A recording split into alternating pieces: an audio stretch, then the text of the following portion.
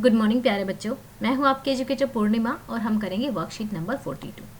Subject है आपका social science है, क्लास आपकी 10th है और आज डेट है 10 अक्टूबर। भारत में संचार और व्यापार यानी कि भारत में कम्युनिकेशन किस तरीके से होता है। भाई अगर एक इन्फॉर्मेशन दूसरी एक जगह से दूसरी जगह पहुंचानी है तो वो किस तरीके से पहुंचाई जाती है। संचार हो गया, ठीक है।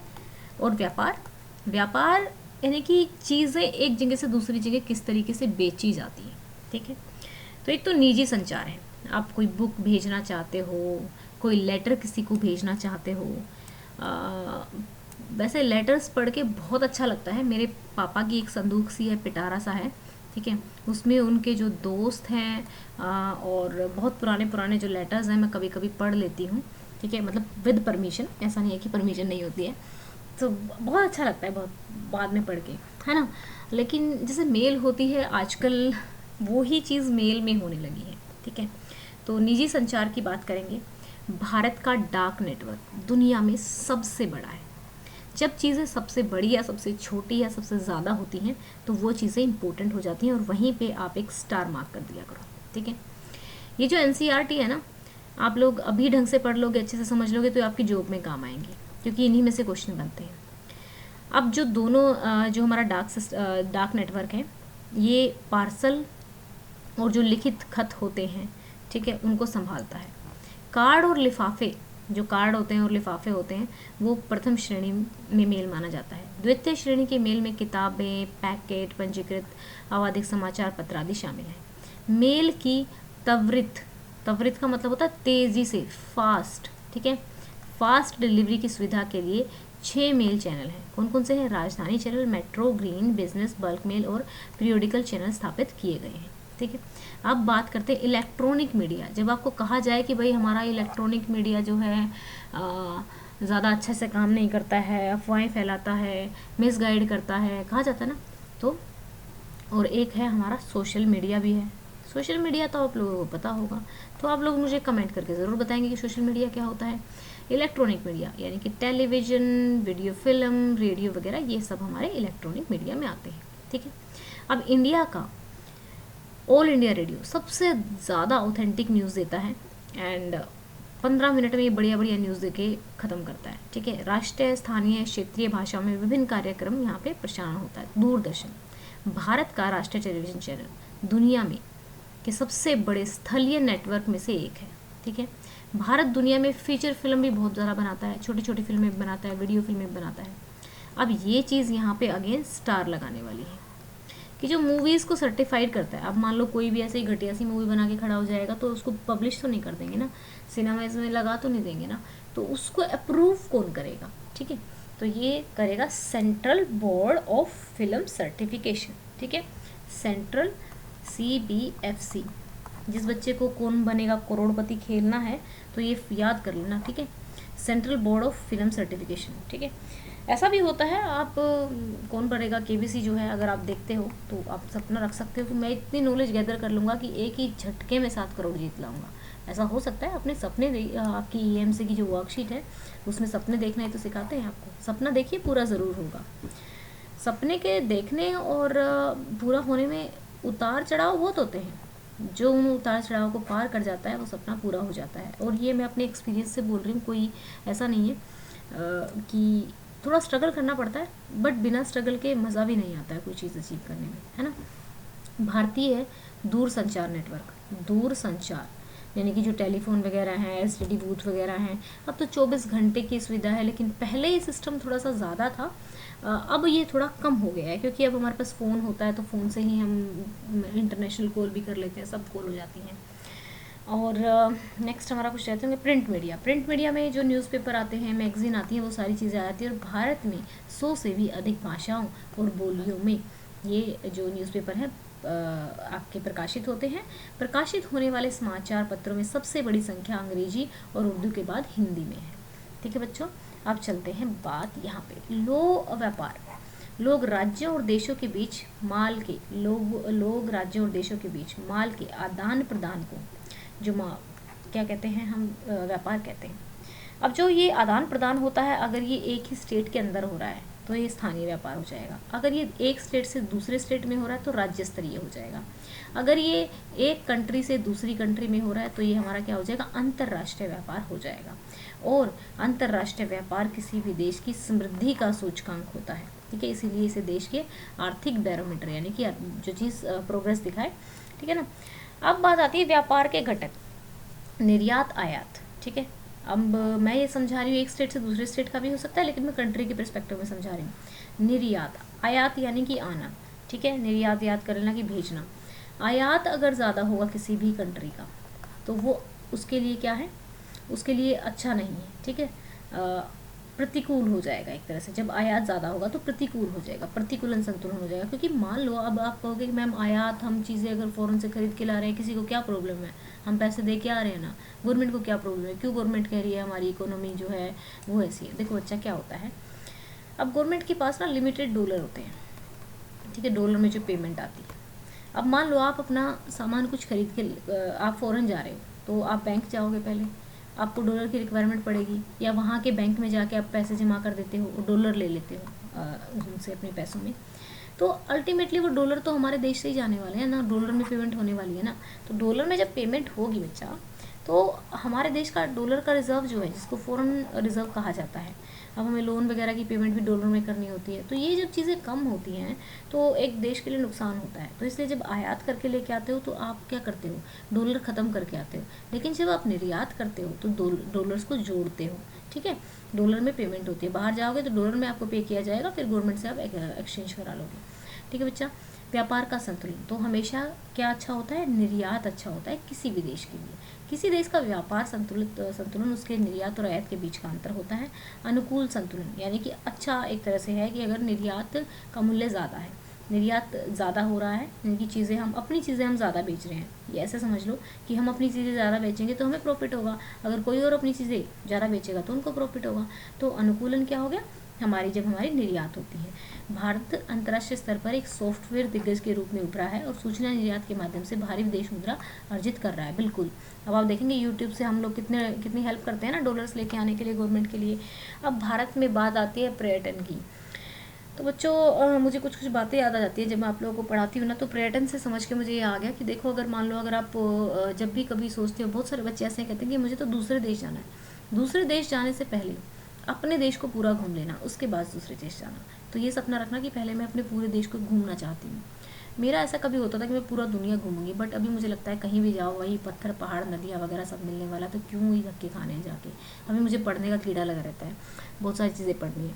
तो मैं आप लोगों को बताती हूँ कि मैंने मोस्ट ऑफ इंडिया किस तरीके से घूमा है। मैं नेशनल एनसीसी की कैडेट थी। जब भी आप कॉलेज में जाओगे तो आपको ऑप्शन दिया जाएगा एनसीसी चूज़ करने का, एनएसएस में भी होता है, ठीक है। तो एनसीसी का चूज़ कर लेना। बहुत अलग अलग जगह पर कैंप्स लगेंगे और यूनिवर्सिटी के थ्रू भी हम लोग बहुत घूमते थे। एमडी यूनिवर्सिटी के थ्रू मैं बहुत घूमती थी। अराउंड 200-300 रुपये में ही, एक तरह से फ्री में ही हम 10 दिन के कैंप में जाते थे। तो आप इस तरीके की अगर अभी से मेहनत करोगे ना चीज़ों को पाने की, अभी से 10th क्लास से ही मेहनत करोगे ना, 11th 12th और है अभी आपके पास, तो बहुत कुछ अच्छा हो सकता है आपके जीवन में। बहुत कुछ अच्छा करने के लिए ना कभी बहुत ज़्यादा पैसे की ज़रूरत नहीं पड़ती है। किस चीज़ की ज़रूरत पड़ती है, एक टारगेट की, कि मुझे ये चीज़ पानी है। जब आप ये टारगेट रख लोगे ना कि मुझे ये चीज़ पानी है, जो मैं लास्ट में वीडियो के टारगेट रखती हूँ, तो अल्टीमेटली वो टारगेट मैं इसलिए रख रही हूँ कि आप लोगों को टारगेट करना आ जाए, आप लोग भी चीज़ों को टारगेट करना सीखो और उसको अचीव करना सीखो, ठीक है। भारत में तो आप लोगों को टारगेट सेट करना है और पूछना है कि किस तरीके से क्या क्या चीज़ें हो सकती हैं भारत में पर्यटन। अब मैं आप लोगों को बताती हूँ कि जब मैं बीएससी में थी तो मुझे एक ऑप्शन मिला था राइफल शूटिंग का, क्योंकि एनसीसी में थी तो शूटिंग हमें करवाई ही जाती थी।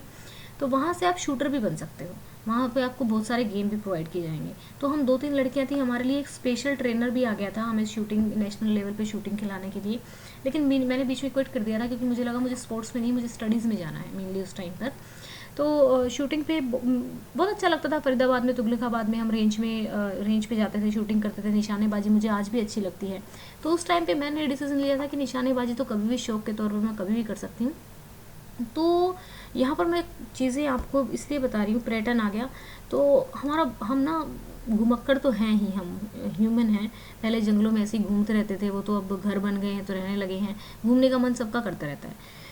तो इसलिए कह रही हूँ कि ऐसे रूट फाइंड आउट करो जहाँ पैसा ना लगे, ठीक है, जहाँ पे हमें पैसे की ज़रूरत ना करो। तो और जब अगर आप अच्छे कॉलेज में एडमिशन होता है ना, चाहे 11th में 12th में, तो उसके अलग ही मतलब मज़े होते हैं। जब अच्छे कॉलेज में एडमिशन होता है तो अलग ही टाइप का एक एनवायरनमेंट रहता है। तो भारत में पर्यटन पिछले 3 दशकों से काफ़ी बढ़ा है। लाखों लोग पर्यटन उद्योग में लगे हुए हैं, क्योंकि देखो एक जगह से गाइड के रूप में लोग काम करते हैं, बस बस ट्रैवल एजेंसीज वर्क करती हैं, ठीक है। तो अब जो हमारे यहाँ पर जो टूरिज़्म आता है ना, तो कई बार तो वो मेडिकल टूरिज़्म होता है, लोग अपना इलाज करने के लिए आते हैं। बिजनेस टूरिज़्म होता है, अपना बिजनेस करने के लिए आते हैं। एडवेंचर के लिए आते हैं, पहाड़ों में चले जाते हैं घूमने फिरने। और अब जैसे एक आध्यात्मिक टूरिज़्म, ये लिखना भूल गए हैं, आध्यात्मिक टूरिज़्म का शायद इन्हें पता नहीं होगा। अपना जो देश है वो आध्यात्मिक लेवल पे सबसे ज़्यादा अच्छा है in the case of yoga और ये सब चीज़ें। तो यहाँ पे बहुत लोग योगा सीखने के लिए आते हैं। जब मैं विपश्यना में जाती हूँ, विपश्यना एक मेडिटेशन का तरीका होता है, जहाँ पर आपको 10 दिन वहाँ पर रहना होता है। आपको एक इंडिविजुअल रूम दे दिया जाता है, अटैच बाथरूम होता है और सब कुछ फ्री में होता है, खाना वाना रहना सब कुछ। तो 10 दिन वहाँ रहना होता है। बस शर्त है कि आपको बोलना नहीं है और अराउंड 12 घंटे आपको मेडिटेशन करना होता है। तो ऐसे कैंप्स में मैं जाती हूँ, जिसको अभी मैं बहुत मिस कर रही हूँ। मतलब मुझे लग रहा है कि जाना चाहिए अभी, क्योंकि लेकिन कोविड, क्योंकि यहाँ से फॉरेनर्स यहाँ पे बहुत आते हैं। तो उनसे पूछो कि आप लोग क्यों आए हो, तो वो बोलते हैं कि हमें मेडिटेशन सीखना है। कई लोग ऐसे हैं जो कहते हैं कि हमें किताब लिखनी है मेडिटेशन पे, हम इसलिए इस चीज़ को सीख कर जानना चाहते हैं, तब हम ये चीज़ करेंगे, ठीक है। चलो भाई, हम टॉपिक से भटक गए हैं, हम अपना पर्यटन पे पहुंच जाते हैं। एक्चुअली सैटरडे होता है ना, तो मुझे लगता है कि कम वर्कशीट हैं और फिर कल तो संडे है, तो बच्चों से वीडियो बड़ी बन सकती है। चलो ठीक है, और कुछ रह तो नहीं गया। हमारे देश में पर्यटन के विकास की व्यापक संभावनाएं हैं। सबसे आशाजनक आगामी उद्योग के लिए विभिन्न प्रकार के पर्यटन को बढ़ावा देने का प्रयास करें। हाँ, अभी देखो हमारा जो पर्यटन है, साथ में जोड़ देती हूँ थोड़ा सा और, अभी हमारा जो टूरिज्म इंडस्ट्री है ना, थोड़ी डाउन हो गई है। क्यों? क्योंकि कोविड-19 की वजह से अगर सबसे ज़्यादा इफेक्ट पड़ा ना, तो पर्यटन से जो लोग अपनी रोजी रोटी कमाते थे, सोच के देखो उन लोगों का क्या हाल हो रहा होगा। वैसे तो सभी का ही बुरा हाल है, मैं देखती हूँ। मतलब नॉर्मल घरों में भी लड़ाइयाँ हो रही है पैसे को लेके, बिजनेस चल नहीं रहे हैं, तो फिर उन लोगों का क्या हो रहा होगा जो बेचारे रोज कमाते थे और रोज खाते थे, ठीक है। विभिन्न प्रकार के व्यापार कौन से हैं? उनमें से किसको देश का आर्थिक बैरोमीटर कहा जाता है? विभिन्न प्रकार के व्यापार कौन से हैं? स्थानीय व्यापार कौन से होते हैं बच्चा? जो एक ही शहर के अंदर होते हैं। राज्य स्तरीय व्यापार जो एक शहर से, एक स्टेट से दूसरी स्टेट में होते हैं। अंतर्राष्ट्रीय जो एक कंट्री से दूसरी कंट्री के बीच में होते हैं। अब इसको, अब अगर अच्छी चीज़ें बनेंगी तो हमारी चीज़ें क्या होंगी? ऑर्डर होंगी, हमारी चीज़ें बाहर बिकेंगी, और हमारी जितनी चीज़ें बाहर बिकेंगी, हमारा जो क्या है, देश क्या हो जाएगा, हमारा आगे बढ़ेगा। अंतर्राष्ट्रीय व्यापार को देश का आर्थिक बैरोमीटर कहा जाता है, क्योंकि अंतर्राष्ट्रीय व्यापार की वृद्धि देश की समृद्धि का सूचकांक है। चलिए अब करते हैं नेक्स्ट क्वेश्चन। ये देख लीजिए एक बार क्वेश्चन आप लोग। देश एक्स निर्यात से अधिक आयात कर रहा है। आप लोगों को मैं बोल देती हूँ कि आप लोग बहुत ही अच्छा पढ़ रहे हो बच्चों। बहुत सारे बच्चे पूरी वीडियो देखते हैं, बीच में से क्वेश्चन पूछते हैं, और ये एक बहुत ही सुकून देने वाली बात है कि आप लोग चीज़ें समझ के कर रहे हो, ठीक है। अब सिर्फ क्वेश्चन उतारने के लिए नहीं कर रहे हो। प्रश्न नंबर 2, देश निर्यात से अधिक आयात कर रहा है, इस स्थिति को क्या कहा जाएगा? यानी कि कोई एक्स देश है, वो निर्यात ज़्यादा कर रहा है, तो क्या है ये? प्रतिकूल क्या हो जाएगा? प्रतिकूल हमारा संतुलन हो जाएगा, ठीक है। एक्स देश की अर्थव्यवस्था पर क्या प्रभाव पड़ेगा? यदि देश एक्स निर्यात से अधिक आयात कर रहा है तो इस स्थिति को प्रतिकूल संतुलन कहा जाएगा। प्रतिकूल संतुलन के कारण देश का जो प्रतिकूल मतलब कि जो फायदेमंद नहीं है, ठीक है। देश का विदेश मुद्रा जो भंडार है, जो हमने डॉलर जो अपने बचा के रखे हैं, वो हमारे ख़त्म हो जाएंगे, तो इससे देश की अर्थव्यवस्था पर नकारात्मक प्रभाव पड़ेंगे, ठीक है। विदेशी मुद्रा भंडार किस किस बच्चे को पता है, ये कमेंट में लिखकर बताएंगे। प्रथम श्रेणी और द्वितीय श्रेणी के मेल में क्या अंतर होता है? अपने दैनिक जीवन से उदाहरण दे जब आपने इनमें से किसी प्रत्येक का उपयोग किया था। उनकी डिलीवरी कौन संभालता है? प्रथम श्रेणी और द्वितीय श्रेणी में मेल के अंतर। हेडिंग है भाई, प्रथम श्रेणी मेल में कार्ड और लिफाफे शामिल होते हैं, जबकि द्वितीय श्रेणी के मेल में किताबें, पैकेट, पंजीकृत आवधिक और समाचार पत्र आदि शामिल होते हैं। अब यहाँ पे बात करते हैं, मैंने प्रथम श्रेणी के मेल का प्रयोग अपने मित्र को नए साल की शुभकामनाओं का कार्ड भेजकर तथा द्वितीय श्रेणी के मेल का प्रयोग अपनी बहन को उसके जन्मदिन पर गिफ्ट पैकेट भेजकर किया था। अब एनसीसी का जिक्र हो ही गया, तो एनसीसी में हम जैसे हमारा पूना एक कैंप लगा था पुणे में, तो हम लोग अराउंड 17 या 16 स्टेट से लड़कियाँ आई हुई थी, अलग अलग स्टेट से थी हम सारी लड़कियाँ। तो हम इतने सारे फ्रेंड्स बन गए थे, और उस टाइम मोबाइल हमारे पास नहीं होता था, तो एक दूसरे को लेटर लिख के हम बातें किया करते थे। तो एक बहुत अच्छा लगता था जब किसी का लेटर आता था। तो अब तो जब मतलब अराउंड बीएससी में जाते थे, अब तो उनके किसी के कांटेक्ट भी नहीं है, वो मेल वो लेटर्स कहाँ चले गए पता ही नहीं लगा कि पर वो कुछ कुछ लेटर जैसे घर पे हैं, गाँव में पड़े हैं, डब्बे में बंद हैं। बट अभी जैसे आप लोगों को पढ़ाती हूँ ना, कुछ कुछ चीज़ें याद आ जाती हैं कि मैंने कभी कभी पत्रों को मैंने कभी यूज़ किया था। मैंने प्रथम श्रेणी के मेल का प्रयोग अपने मित्र को नए साल की शुभकामनाओं का कार्ड भेजकर द्वितीय श्रेणी के मेल का प्रयोग किया था, अपनी बहन को उसके जन्मदिन पर गिफ्ट पैकेट भेजकर किया था। आप अपना एक्सपीरियंस भी कुछ लिख सकते हो, ठीक है। इनकी डिलीवरी को भारतीय डाक नेटवर्क संभालता है, ठीक है। चलिए फोर्थ क्वेश्चन देखेंगे। तेजी से बढ़ता पर्यटन उद्योग हमारे देश के लिए कई मायनों में फायदेमंद रहा है। उदाहरण देते हुए स्पष्ट कीजिए। तेजी से बढ़ता पर्यटन उद्योग हमारे देश के कई मायनों में फायदेमंद रहा है, जैसे लाखों लोगों को पर्यटन उद्योग से जुड़कर रोजगार मिलता है, ठीक है। मैंने बता दिया कि किस तरीके से रोजगार मिलता है उनको।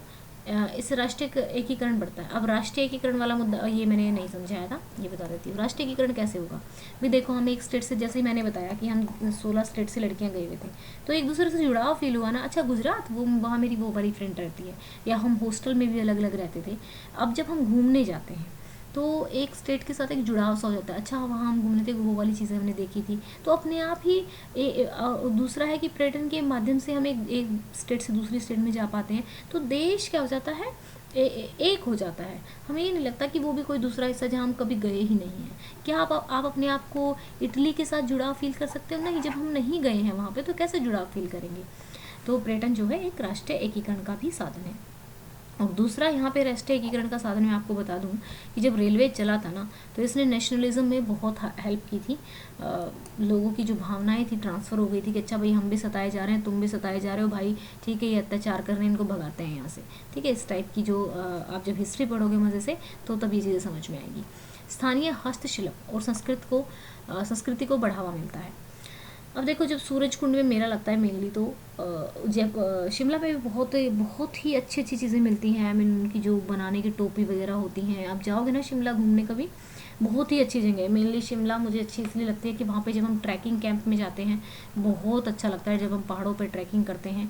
और ट्रस्ट में मैं जितनी भी बार घूमने गई हूँ, मैंने एक पैसा नहीं दिया कभी घूमने के लिए। मैं एनसीसी के थ्रू या डिफरेंट डिफरेंट एक्टिविटीज़ में मैं पार्टिसिपेट करती थी, तो वहाँ पे सिलेक्शन हो जाता था, तो उन्हीं के थ्रू हम घूमे हैं।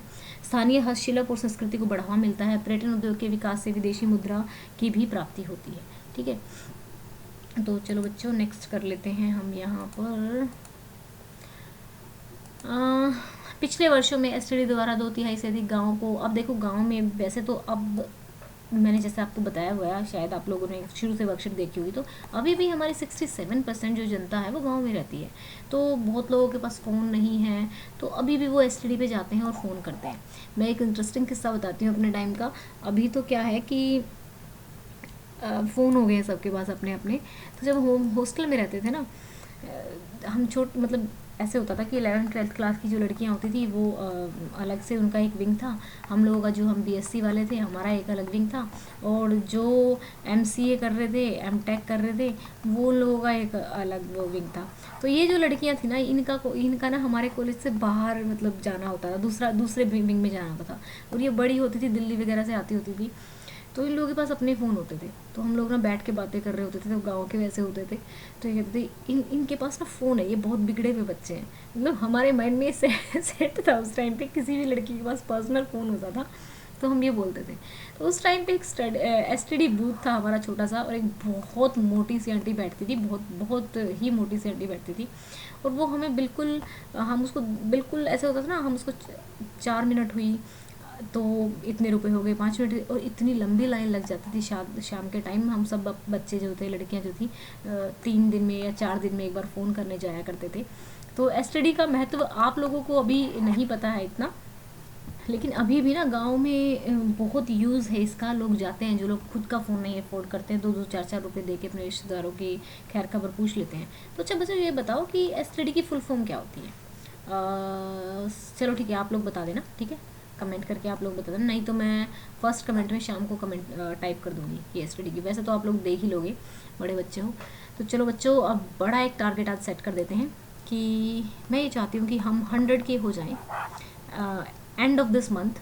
तो इसके लिए आप लोगों को मेरा साथ देना होगा, इन वीडियोस को शेयर करना है, लेकिन शेयर प्लीज़ वहीं करना जहाँ पर आपको लगे कि इनका यूज़ है, ठीक है।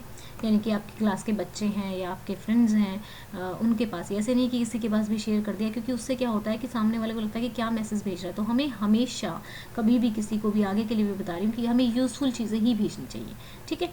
तो देखते हैं 100 के सब्सक्राइबर हम पहुँचते हैं कि नहीं पहुँचते हैं इस month. Okay, and second target जो होता है हम लाइक का सेट करते हैं। तो लाइक हम ले लेते हैं, कितने लाइक लेंगे हम, चलो 1200 लाइक कर लेते हैं, क्योंकि 1200 शायद वैसे पहुंच गए हैं हम 1200, लेकिन 1200 लाइक से रख लेते हैं तो इस वीडियो को पहुंचाएंगे। और एक टारगेट आप अपना भी रखेंगे, ये बहुत ज़रूरी होता है बेटा, टारगेट सेट करना कि आज मैं, कल मैं 2 घंटे पढ़ा था तो आज मैं कोशिश करूँगा 3 घंटे तो पढ़ूंगा ही पढ़ूंगा। चलो भाई, मैं कल मैं पढ़ा था 2 घंटे, तो आज मैं 2 घंटे 5 मिनट पढ़ूंगा, चाहे 5 ही मिनट पढ़ा। मेन बात है कि आपको अपने माइंड को target setting and target achieving के आदी बनाना है। एंड देन देखना, थोड़े दिन में ही आप लोगों को लत लग जाएगी और आप टारगेट अचीव करते रहोगे फिर आगे, ठीक है। Thank you, have a nice day. अगर कोई डाउट है तो आप पूछ सकते हो।